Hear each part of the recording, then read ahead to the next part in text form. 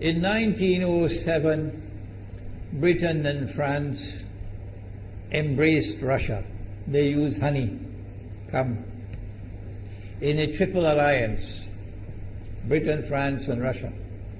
And the honey that they used to trap Russia was that if we win the war that's coming with the Ottoman Empire, you will get Constantinople, which is what Russia wants.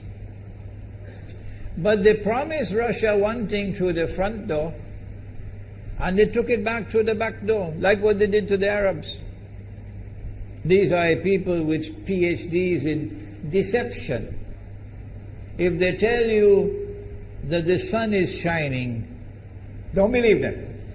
Go outside and look up in the sky, see whether the sun is shining.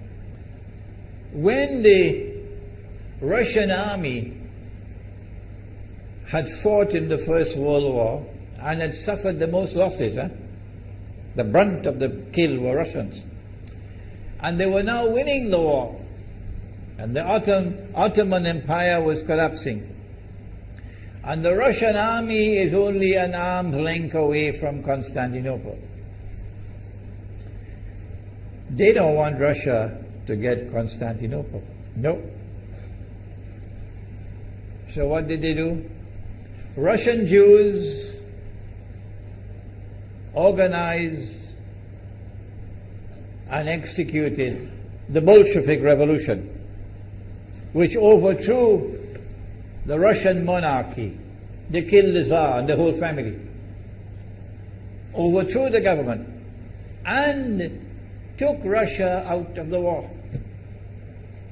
So the Russian army had to stop in its tracks and could not go to Constantinople. In other words, the Russian Jews stabbed Russia in the back. They did more than that. They brought communism.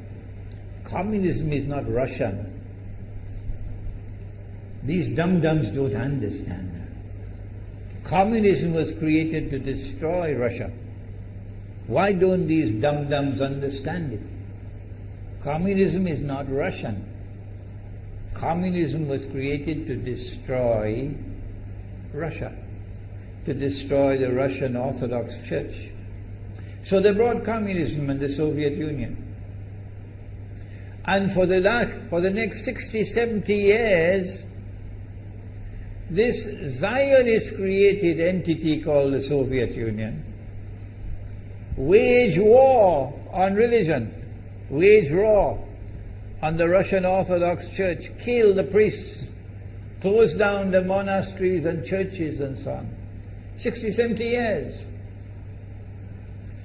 And then, when the appropriate time came and Israel came into being, it is this same Soviet Union which opened the doors for millions of Russian Jews to now migrate to Israel.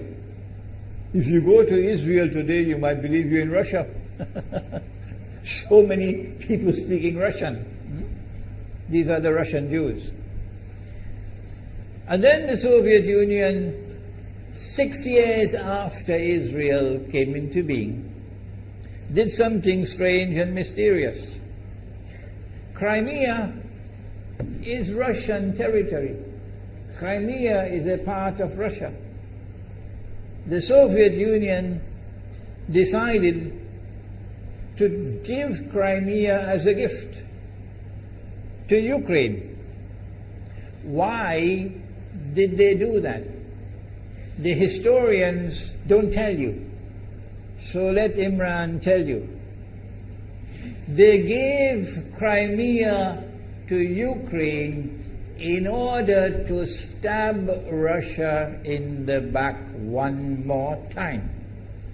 Because if Russia loses Crimea, it will enhance Israel's security. The Russian Navy is based in Crimea, and there is a straight line from Crimea to Constantinople. To get out of the Black Sea and to get into the Mediterranean Sea, you got to pass through the Bosphorus. And the city of Constantinople is located right there on the Bosphorus. So they gave Crimea as a gift to Ukraine. They never bothered to consult the people of Crimea and get their consent. No. They never bothered to seek the permission of the Russian people. No. But Washington doesn't want to hear that. The foolish man who now sits in the White House of the United States, the foolish man who would like to pretend that he's a man of wisdom, he doesn't want to hear. But what are the rights of the Russian people? Were they not violated? Do they not have the right to correct Iran and recover the territory which was unjustly taken away from them on Israel's behalf? Obama doesn't want to hear that. It's inconvenient for them. But in this masjid, we will expose whether it's convenient to you or not. They did more than that. Not only did they give Crimea to Ukraine, but earlier on they gave eastern Ukraine. Eastern, part of the now eastern Ukraine was Russian. It was Russian. And the Soviet Union gave it as a gift to Ukraine. Why is it being given to Ukraine? Answer is that when the proper moment comes, the same people who brought the Soviet Union into being now have a method by which they can cause it to collapse. The method that they're using now in Venezuela, popular demonstrations, they did it in Egypt, they did it in Tunisia. They are masters of that. They did it with the Soviet Union. I used to think that the Soviet Union collapsed because of Allah's kindness. But I was wrong. No, it was the Zionists who brought down the Soviet Union because they didn't need it anymore. Like tomorrow they wouldn't need you anymore, Saudi Arabia. And they wouldn't need you anymore, Islamabad. When will you understand that? They'll just throw you to the dogs. You served them long enough. So they brought down the Soviet Union.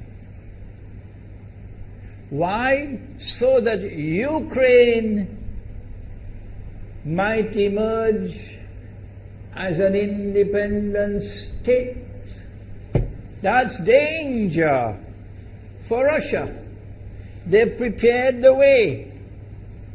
And now Ukraine emerges as an independent state. So the rope is around Russia's neck now. And from that day, when the Soviet Union collapsed, until yesterday, the relationship between Russia and Ukraine was always problematic. But the people of Ukraine still had the good sense and wisdom to appoint a government that was pro-Russian. The Zionists decided it's time for us to use our, the street demonstrations. And last October, November, December, the world witnessed Caracas all over again. And eventually, the Zionists got what they wanted. You have the money, and you can send in your special people, snipers who will kill, and so on, throw petrol bombs and so on. And eventually they got what they wanted. They created enough havoc. May Allah protect Malaysia from that. Ameen. Ameen. And the president of Ukraine fled. He's a democratically elected according to your method, Mr. Obama, according to your system. He's a legally elected president of Ukraine. And he had to flee. And these hypocrites in Washington and London and Paris who would like us to believe that they are honorable men. They are not. Instead of standing on the side of the legally appointed president and demanding the rule of law, they all showed their colors as hypocrites in immediately recognizing the new government in Ukraine. The new government in Ukraine is anti-Russian. That's what they wanted. That's why they brought down the Soviet Union, to bring in a Ukraine into being as an independent state, and then to eventually get an anti-Russian government in Ukraine. If by Allah's kindness Putin had not intervened and been so spectacularly successful, this is what the plan would have been. The new government in Ukraine would have joined NATO, and Russia could not stop it. And when the new government in Ukraine joined NATO, NATO will then send its armed forces into Ukraine. It could include nuclear weapons. Then Ukraine will pick a fight with Russia and decide that Russia must now vacate Crimea. Shut down your naval base. The rope is now tightened around your neck. Russia has to put its tail between its legs and withdraw its fleet, Black Sea Fleet, from Crimea.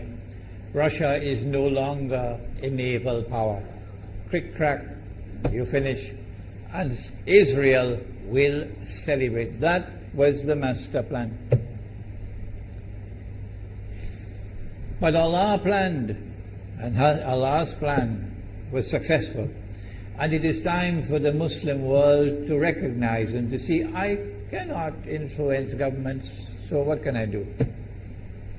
Don't bother, you waste your time with governments.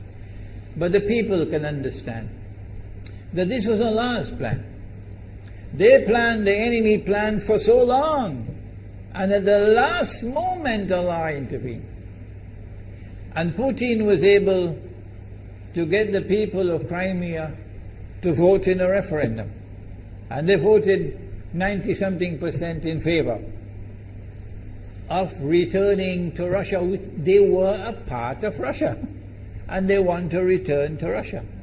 So Putin was successful in delivering to the Zionist movement the first defeat it has ever suffered, significant defeat in the more than 100 years since the Zionist movement was established. If that is not a sign from Allah, it's time for you to wake up.